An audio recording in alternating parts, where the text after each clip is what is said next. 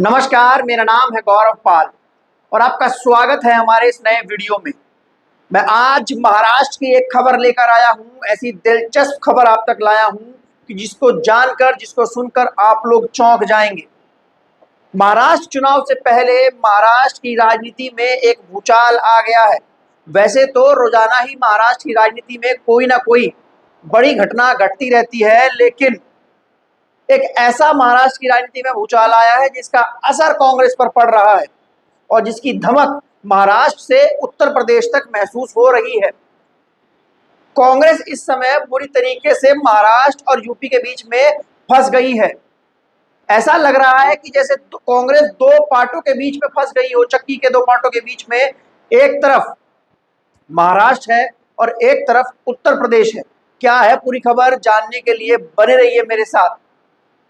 उससे पहले आप लोगों से एक दरख्वास्त है कि वीडियो को लाइक करें, चैनल को सब्सक्राइब करें।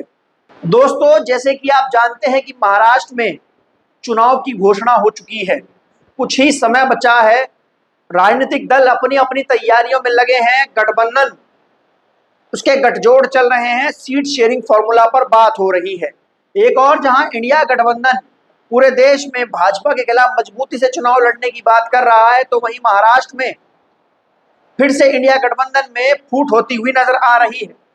जी हां, मैं आपको बता दूं कि समाजवादी पार्टी, जिसको कांग्रेस ने हरियाणा में एक भी सीट नहीं दी, वो समाजवादी पार्टी महाराष्ट्र में, क्या महाराष्ट्र में जो इंडिया गठबंधन है, जिसको महाविकास आघाड़ी कहा जाता है, एमवीए कहा जाता है, जिसमें उद्धव ठाकरे और शरद पवार भी हैं, क्या वहां पर इस गठबंधन में चुनाव लड़ पाएगी?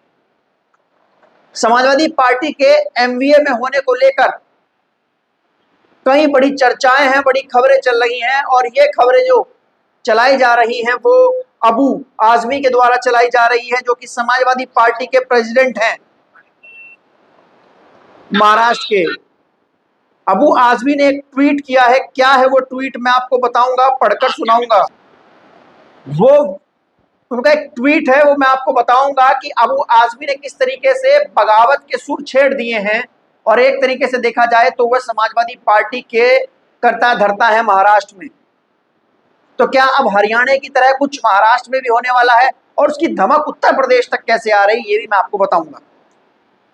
अबू आजमी ने एक ट्वीट किया और ट्वीट कर लिखा, महाराष्ट्र में यदि महाविकास आघाड़ी का कोई भी पक्ष, चाहे वो कांग्रेस हो, राष्ट्रवादी कांग्रेस हो या शिवसेना हो, वो बिना समाजवादी पार्टी से बात किए या बिना विश्वास में लेते हुए विधानसभा के उम्मीदवारों की सूची जारी करते हैं, इसका मतलब यह है कि वह समाजवादी पार्टी को महाविकास आघाड़ी का हिस्सा नहीं मानते हैं। समाजवादी पार्टी ने बिना बातचीत किए किसी भी पक्ष द्वारा उम्मीदवारों की घोषणा करना गलत होगा, जबकि महाविकास आघाड़ी का उद्देश्य सभी सेकुलर पार्टियों को साथ और सांप्रदायिक सरकारों के खिलाफ लड़ना है। इस परिस्थिति में हमारे राष्ट्रीय अध्यक्ष माननीय श्री अखिलेश यादव जी से अनुमति चाहूंगा कि महाराष्ट्र में विधानसभा चुनाव का परिणाम चाहे कुछ भी हो, समाजवादी पार्टी जिन विधानसभाओं से मजबूत है, ऐसी से अधिक सीटों पर चुनाव लड़ना चाहेगी। जी हाँ, अबू आजमी ने वहां पर बगावत का बिल्कुल जो है वो फूंक दिया है। उन्होंने कहा है कि हम लोगों को पूछा ही नहीं जा रहा है भाई, हम लोगों से बात ही नहीं की जा रही है। कांग्रेस, एनसीपी और शिवसेना आपस में मिलकर गठबंधन में सीटें शेयर कर रहे हैं और वो ही अपने कैंडिडेट का अनाउंस कर रहे हैं। अब वो बताएं कि हम लोग गठबंधन में है या नहीं। जब हमसे बात ही नहीं हो रही है तो हम लोग गठबंधन में नहीं है। ऐसे में हम लोग ज्यादा से ज्यादा सीटों पर चुनाव लड़ेंगे, अकेले लड़ेंगे, हम गठबंधन की परवाह नहीं करेंगे। और ऐसे में अगर बीजेपी जीत कर आती है तो उसको लेकर हम जिम्मेदार नहीं है। साफ तौर पर अबू आजमी ये बात कह रहे हैं। उन्होंने अखिलेश यादव से इजाजत भी मांगी है इस बात को लेकर कि हम ज्यादा से ज्यादा सीटों पर मजबूती से चुनाव लड़ना चाहेंगे। तो आप देख सकते हैं किस तरीके से समाजवादी पार्टी, जो कि महाराष्ट्र में 10 से 12 सीटें अबू आजमी मांग रहे हैं कि हम 12 सीटों पर चुनाव लड़ेंगे। अभी मैं आपको बता दूं, समाजवादी पार्टी के 2 विधायक वहां पर हैं। और अब ये देखना है कि ये जो खिचड़ी पकी है महाविकास आघाड़ी में, एनसीपी है, कांग्रेस है और जो शिवसेना है उद्धव ठाकरे की, और छोटे छोटे दल जो हैं उनसे भी बैठक और मीटिंग की जा रही है, लेकिन समाजवादी पार्टी को वहां पूछा नहीं जा रहा है। तो अब ऐसे में ये देखना है कि समाजवादी पार्टी क्या महाराष्ट्र में है या नहीं। कल अखिलेश यादव ने राहुल गांधी के बगल में खड़े होकर एक बात कही जम्मू कश्मीर में, जब उनसे एक सवाल पूछा गया हरियाणा चुनाव में कांग्रेस के प्रदर्शन को लेकर, तो उन्होंने कहा कि जहां जहां रीजनल पार्टी मजबूती से चुनाव लड़ी है वहां वहां इंडिया मजबूती से चुनाव लड़ा है।